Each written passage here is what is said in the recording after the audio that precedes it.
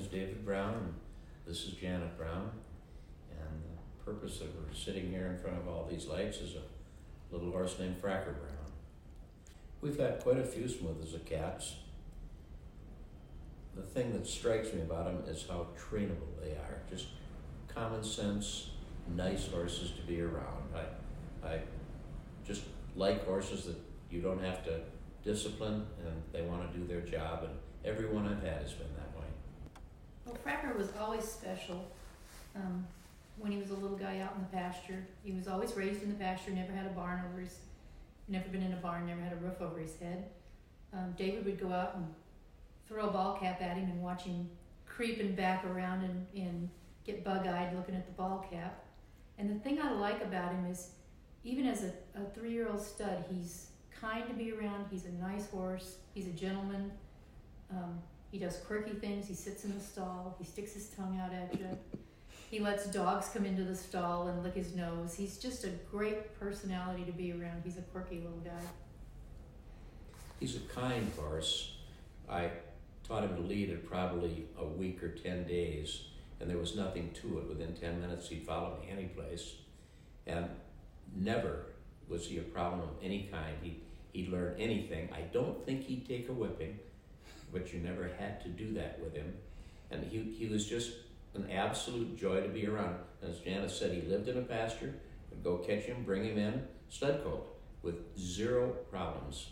The first time I saddled him, he bucked a little bit and then said, "Oh, this isn't going to hurt me." First time I put a bit in his mouth, he spit it out, tried to spit it out, and then he said, "This isn't going to hurt me." I taught him to turn around with a bit in his mouth. It was just so easy. Everything about him, if you didn't scare him, was just almost simplicity. He caught on so quickly. And I realized early on this was a very, very athletic colt and very trainable, and we might have something here. Said he's bulletproof. He's as close to bulletproof.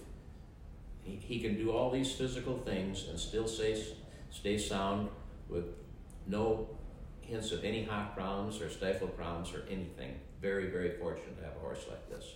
Fracker is a partnership horse. We have a neighbor, in fact our only neighbor, by the name of John Schmitz. And one day, John and Janet and I were sitting in a dove field, and Fracker was a 2-year-old at that point, and I was pretty sure of what he was. And I asked John if he'd like to partner with me on a horse. And he just said yes, and I said, "Okay, here we go." And I don't think he had any idea what he was getting into with this. But to take a horse like this and then wind up having the highest marking horse at the fraternity out of almost 2,000 horses, there were 1,958 horses, and the high score was Fracker. John is starting to understand that this is a pretty special horse, and it's just been fun. Most of this, in my opinion, is luck to get to this point. You can be the world's smartest horse trainer and have the world's best horses, but a big factor is luck. And we make no bones about it. This has been a very fortuitous deal for us. But the fact is, both the Browns and the Schmitz are having fun with this horse. We sold Fracker's mother a couple of years ago, and in retrospect, I wish I hadn't done that. But if I still owned her, there would be no question of all the horses out there, no matter what the cost was, I'd go right back to Smooth as a Cat and hope to get another one like it.